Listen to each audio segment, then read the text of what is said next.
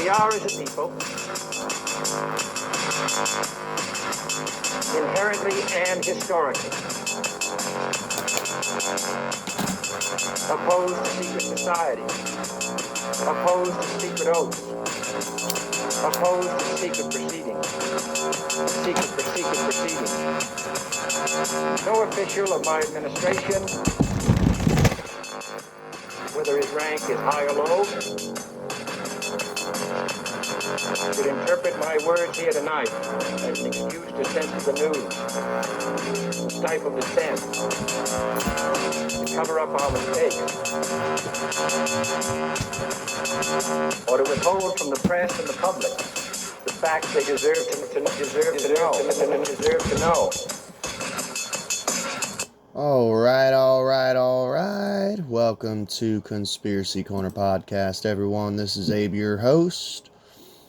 It is 9/14, June 15th, 2026. So, as far as an update, got off at 7 today, worked a full shift. Got 40 hours this week, so that's always good. Last week I only had 32, but honestly I didn't mind because I kind of needed some rest and caught up on podcasting a little bit.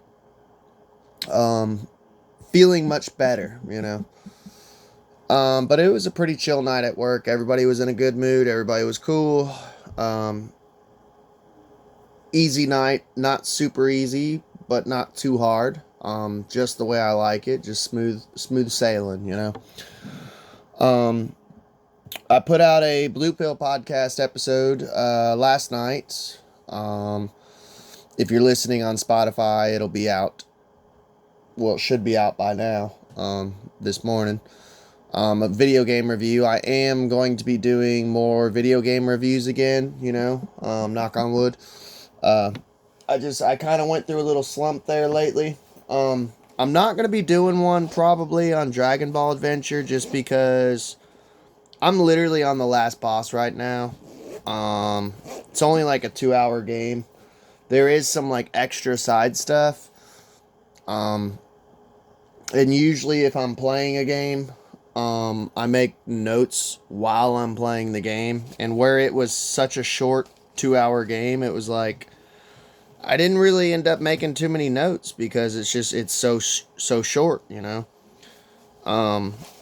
But yeah, go check out that Blue Pill podcast episode I put out, the video game review, if you want to, if that's what is more your style rather than Conspiracy Corner. I have a Buy Me a Coffee account set up in the link below. If you donate to the channel, I will send you a Conspiracy Corner podcast bumper sticker. And you will also get a Conspiracy Corner podcast bookmark. I will sign the back of the bookmark, unless you don't want me to, which you can message through Buy Me a Coffee account if you don't want it signed. That's about it for an intro and plugs. Let's get on with the show. So, I don't do this often, but every now and then I do more of an information-based episode. It might not be as entertaining as some of the other ones I've done, but there's a lot of so we have covered, let me just start with this. Let me gain my thoughts. There's a lot of talk here lately about the whole tick thing with the ticks being infected with alpha-gal syndrome. It ties in with the World Economic Forum, the Great Resets. You will own nothing and like it. You will eat Z-bugs, in the words of Klaus Schwab. They don't want us eating red meat. Ties in with the whole climate change hoax, which for some reason they're obsessed with the climate change and cow farts and methane, but they're building all of these data centers, and they're also launching rockets with NASA and SpaceX and Blue Origin, which I wonder how much damage that's doing to the ozone and the atmosphere and stuff. But if you're a long-time listener, you all know that's a hoax. What it is, it's just control. That's all it is. It's just control. They want to control every aspect of your life. They literally hate us. They want us eating bugs. Not fish, not meat, because they're going to start cracking down on fish eventually, and maybe even vegetables. Like, they literally just want us eating slop. So we had covered the origin of Lyme disease with ticks. I did a series, I think it was 2 years ago. I did a series, Leave the World Behind. I had bought a copy of Leave the World Behind. I'd watched the film, and what it was is basically we were going through the book, and it was kind of like an audio book, but it was still a podcast because I would do commentary throughout. It was kind of like a read along, or listen along, I should say.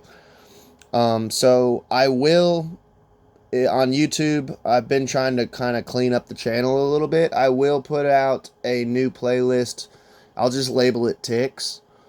Because this will be, I think, the second or third episode where we have covered the whole tick stuff going on right now. Of them dropping infected tick boxes off on people's property, and just the whole outbreak of alpha-gal syndrome right now. We've covered it in passing of them talking about how they were going to infect ticks with bovine virus and alpha-gal, basically to force us to stop eating red meat. But I wanted to do kind of a informative episode on how to prevent ticks. And if we have time, we'll get on to like alpha-gal syndrome, like what are the side effects, how to spot it, just kind of an informative episode. So hope you enjoy. Hopefully, like I said, it's not one of the most entertaining ones, but I don't know, like I'd been listening to all these podcasts, and they're all talking about the conspiracies around the ticks and alpha-gal syndrome and World Economic Forum, but no one ever seems to bring a solution. So I was like, maybe I should do an episode on more of a solution of like, what do we do about this? How do we prevent ticks? What are the side effects? What can we look out if we're infected with alpha-gal? That type of shit. So let's get on with the show. So I live in a trailer park. We do mow our own lawn. We have a lawn. Last apartment complex I lived in, we did not have a lawn. We literally had like a 10 by 10 space of like grass. That was it. And in the front yard was literally just all gravel. So now that I'm taking care of a lawn now, it's like, well, should I be concerned about ticks? Because we have this big foresty area of the property behind us. I have cats that go outside. So I found this. It's how to kill and prevent ticks in your lawn. So ticks and tick bites aren't restricted to woodland walks and camping adventures. The truth behind these pests strikes closer to home. You and your family are most likely to contract common tick-related diseases from ticks encountered in your own lawn and garden.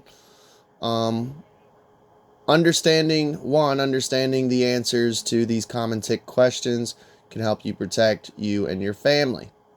When are ticks most active? Where do ticks typically hide? Why is effective tick control important? And how can you protect against ticks? When are ticks most active? So depending on where you live, I live, like I said, kind of out in the country a little bit. It's a trailer park. We live on the edge of town. Everyone keeps up with their yards pretty well, but here, I don't mind showing you. I'll show you, like, we got pretty woodsy stuff going on back here. Wooded area there. and in the property behind us, they're actually clearing it out right now, which I don't know if that's a good thing, because that means whatever ticks were there would be driven this way. But maybe this will help you if you guys live in a rural area or that type of thing, you know. So when are ticks most active? Depending on where you live, common ticks in your area may stay active year round. I live in Kentucky too, so we have snow. They're not out in the snow. I don't know if they go underground. I would think most bugs just go underground during like winter and shit. However, tick activity generally kicks into high gear from April through September. So the fall is like their biggest time. So summertime, oh, they're still active. They're still saying that this is like one of the worst years for ticks. So it's summertime, you know, early summer. So if they're like making the headlines and they're super active, I'm not trying to fearmonger, but imagine how they're going to be during the fall. So it increases as weather warms and people and animals become more active outside too. Immature pinhead sized ticks called nymphs, that's funny, very occultic, are responsible for approximately 98% of all tick bites, nymph activity, and the transmission of tick-related diseases such as Lyme disease tends to peak from May through July. So May, June, July. So we're actually like literally in the middle of peak season for Lyme disease.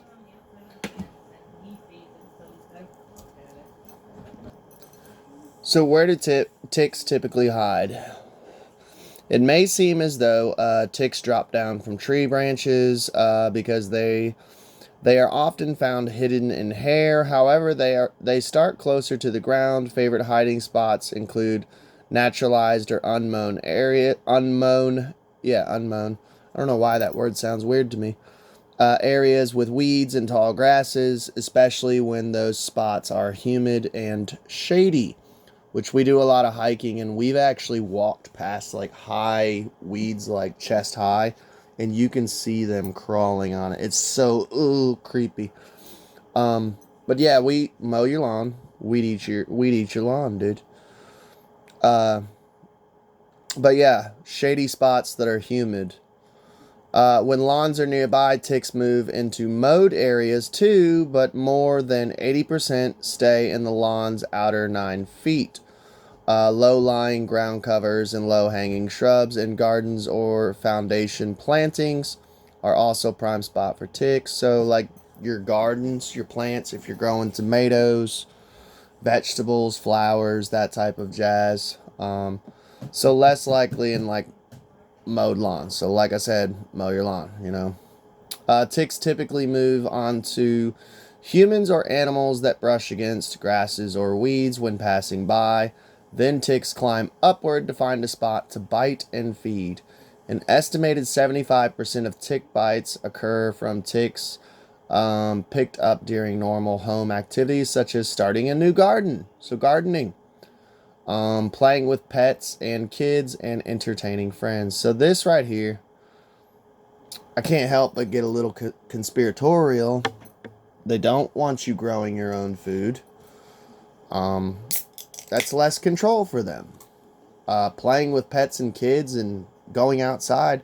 We all know for a fact they want us all on house arrest with Oculus headsets, and they don't want you out having fun. I mean, remember COVID? They wanted everybody just locked inside 24/7. That's part of the Great Reset, you know. So this is kind of two birds, one stone for them. Why is effective tick control important? Tick problems don't go away on their own, they multiply. Ticks that carry the bacteria responsible for Lyme disease typically lay eggs in batches of 3,000 or more. some types of ticks lay up to 15,000 eggs before they die. So in their lifetime, they can lay up to 15,000 eggs. Untreated ticks may live for several years, and some types can even live indoors. So ticks can live for several years. That's insane to me. Because, I mean, you got to think of a bug. Like, a fly, I think, has like a 24, maybe 48-hour lifespan. So these bastards are fucking... They can live for years. Like, if you kept a tick in a jar and just kept feeding it blood or something and took care of it, I imagine it could just live for years, like this guy says. That's insane to me. No U.S. region is free from the threat of ticks and tick-transmitted disease across the country. Tick populations and diseases are on the rise. Reactions to tick bites range from mid-itching to serious, even deadly conditions, including Rocky Mountain spotted fever, Lyme disease, which I had a teacher who had Lyme disease.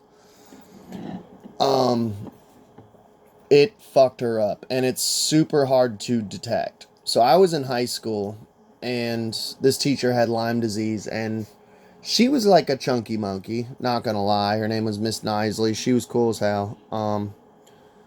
She ended up losing like half of her fucking weight. She would call out literally like every other day. She missed like a shit ton of work, and then when she was at work, she would literally fall asleep like with her head laying down on the desk. They could not figure out what the fuck was wrong with her. And finally, like, one of the last few things they did was they're like, well, we'll test you for Lyme disease. Turns out she had Lyme disease. It's one of the last things they ever think of, you know. Tick-induced paralysis. Wow, you can get paralyzed from a tick. And Powassan virus. How can you protect against ticks? Take steps against ticks by making your lawn and garden less attractive to these pests. Keep areas free of tall grass, weeds, and garden debris. You'll also discourage small rodents which transport ticks because they are a parasite, so they'll leap from one host to another. Place outdoor play and entertainment areas in sunny, airy spots away from tick-prone zones. So like it said, they prefer shady spots. So keep it in the sun. Stay in the sun as much as you can. Most importantly, eliminate existing ticks and create a perimeter of protection around your home with effective tick control treatments. With 7 brand products, you can kill and control ticks and dozens of other unwelcome insects, even among favorite fruits and vegetables and landscapes where edibles and ornamentals mix. Target larvae and nymphs with late spring and early summer applications. Target adult ticks in late summer and fall. So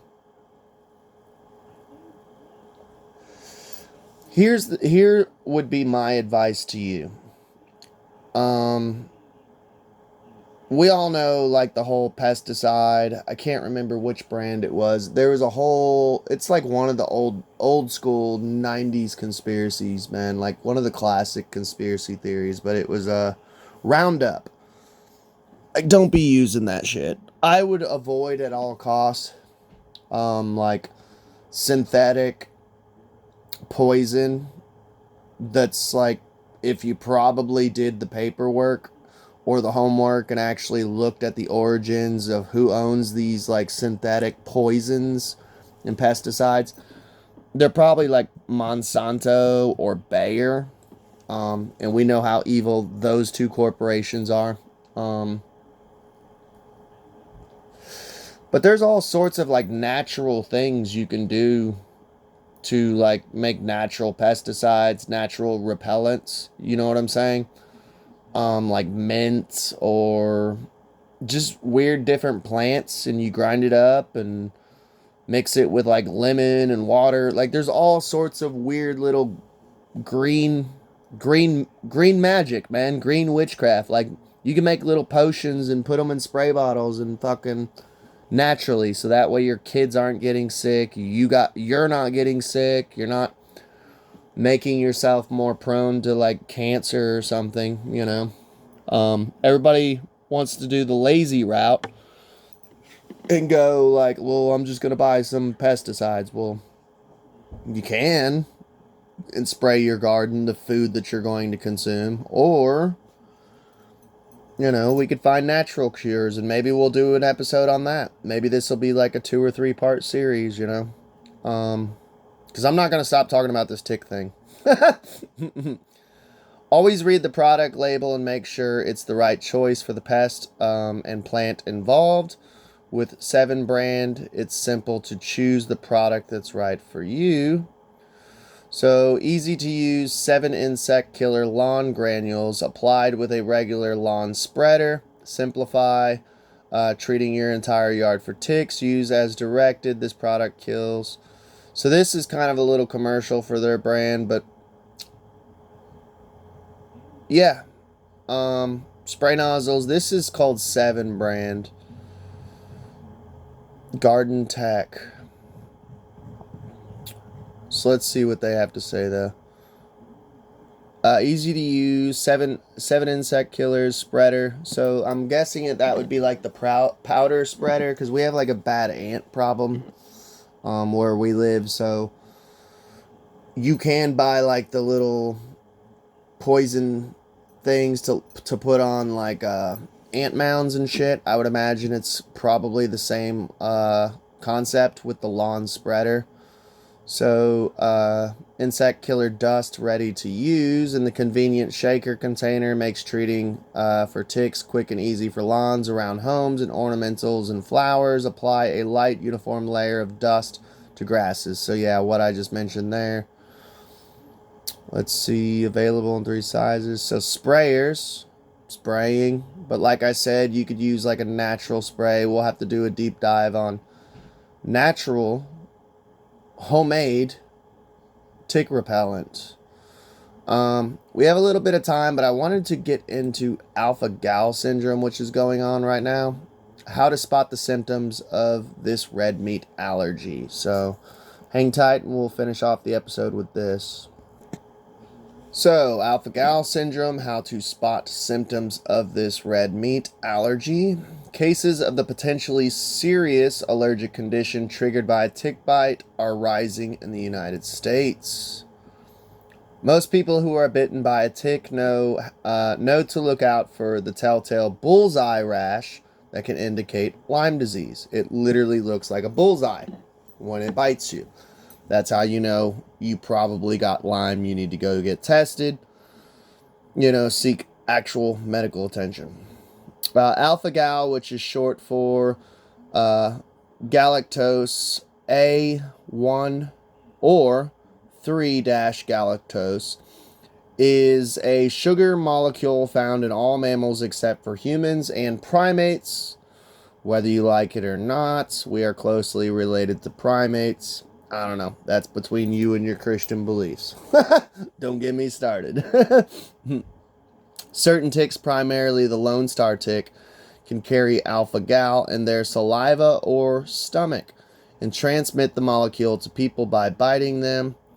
In some people, alpha-gal triggers a reaction in their immune system that causes an allergic response when they eat red meat. So it's a immune disease right here. I'm going to tell you something. I have autoimmune deficiency. It is horrible to live with. You feel tired, exhausted all the fucking time. All you want to do is sleep. It literally, I do not wish it on anyone. I wake up sneezing and coughing every morning. Your nose is always running. You look sick all the time. Like, it sucks. But it gives you a red meat allergy, including beef, pork, or lamb, or when they use medications, or food products derived from mammals, such as milk and gelatin. So you can't even drink milk, dude. Anything from a mammal, you cannot consume. You literally, at this point, would become a pescatarian which is fish and vegetables. That's it. So I ain't gonna lie, dude, and I'm an omnivore, man. Like, I mean, I eat mostly, I eat a lot of vegetables. I've kind of chilled out on the meat. But every now and then, man, I want a good fucking steak. You can't have a steak anymore. A burger, you know? Like, it would kill me. I would be so sad to catch this shit, man. So the CDC provides a list of food and products that contain alpha gal. The allergic reaction typically occurs hours after ingesting the food or product. Symptoms can range from mild, such as you can get a hives or a rash, to life-threatening symptoms in the form of anaphylactic shock, which means like an allergic reaction, like your throat would close up. You would literally need like an adrenaline shot, which causes a sudden drop in blood pressure, airway constriction, and difficulty breathing. Like, that could kill you. We usually think about food allergy as you eat a food, and then within half an hour or maybe an hour, you have a reaction, says Ryan Steele, a Yale medicine allergist immunologist. With alpha gal, that is delayed, so a lot of these cases went unrecognized for years. How common is alpha gal syndrome? AGS was first identified in the, we'll just call it AGS from here on out because that's so much easier. Was identified in the early 2000s in the United States, and although it is considered rare, the number of cases increased between 2010 and 2022, which we're having an outbreak right now. How convenient with all these boxes of ticks going around that are getting dropped off by black helicopters on people's farmland. Multiple videos, by the way. Even Joe freaking Rogan is talking about it. And you guys know him. He's like blue-pilled as fuck. During which time more than 110,000 suspected cases were identified according to the 2023 report from the CDC. But the agency estimates that as many as 450,000 people may have been affected by AGS as of 2023. The most recent year for this official data is available. So they don't have up-to-date data on it but they are saying, like, dude, it's getting pretty bad. It's like, it's the worst it's been in like years. Most cases from the CDC report occurred in southern and mid-Atlantic and Midwestern states. I'm technically the South in Kentucky, so right there. If you live in southern, mid-Atlantic, or Midwestern states, you probably need to keep an eye on it. But that's where the Lone Star tick is most common. But suspected AGS cases also have been identified in areas outside the tick's typical habitat, possibly due to such factors as quote-unquote climate change. No. Or it could just be that they're dropping them off in boxes in areas where there's not many ticks. How about that? Quote, other species, including chiggers, have also been potentially implicated in transmission, but this currently is under investigation, Dr. Steele adds. So you can get AGS from chiggers. And by the way, chiggers are super tiny. Pretty much undetectable. Like, they're super tiny, dude. Much remains, but I mean, they're very similar to ticks, though. Like, you have to go through tall grass and shit like that to get chiggers on you. You have to, like, kind of be rolling around in the grass to get chiggers, you know. But it is possible, like, I've sat in spots where I've seen them crawling around and been like, oh shit, there's chiggers, you know. Much remains unknown about AGS, including why some people develop the condition and others don't. Since it's a food allergy, it differs from the tick-borne illnesses such as Lyme disease, which is a bacterial infection transmitted by ticks, leading to symptoms such as fever, fatigue, rash, and joint pain. So, what are the symptoms of alpha-gal syndrome? When someone has a food allergy, a reaction typically occurs soon after eating the offending food, but alpha-gal has the nickname of midnight anaphylaxis. Because people who eat the food containing alpha-gal often wake up in the middle of the night with symptoms, so you won't feel it until literally the middle of the night. You're not going to feel it during your daily routine. You'll just wake up sick as a dog or having anaphylactic symptoms, which is not good. Dr. Steele says, adding that those symptoms can involve hives, nausea, heartburn, diarrhea, shortness of breath, or, as noted earlier, anaphylactic shock. They did say joint pain. Or no, was that... No, joint pain was from Lyme disease. An extreme reaction that would require EpiPen. So, yeah, there you have it, though. I just wanted to do a little public service announcement on how to prevent ticks and how to spot symptoms of alpha-gal. How to figure out if you got bit by one if you have alpha-gal. Hopefully this was helpful. Like I said, I just know there's a lot of people putting out a lot of fear-mongering type videos, but no one seems to be putting out actual solutions of like, hey, how can I prevent this from happening? And how can I notice if it does happen? And you see that a lot with the conspiracy community. Like, look, I've been a part of the conspiracy community since 2012 is when I truly woke up. I love this community, but this community does aggravate me a lot sometimes. Just where I'm like an OG in the community and I see the way it's going sometimes.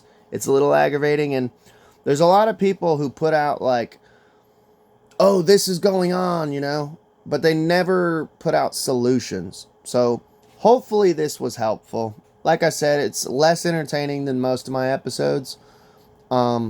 But I always try to like put out episodes every now and then of like, well, what can we do to prevent or recognize if we have something, or you know what I'm saying? Like during COVID, a lot of my episodes were like, well, how, if you did get vaccinated, how can you fix that? You know, shit like that. Like I try to provide solutions on this channel. Love y'all. Please like, share, and subscribe, and y'all have a good day.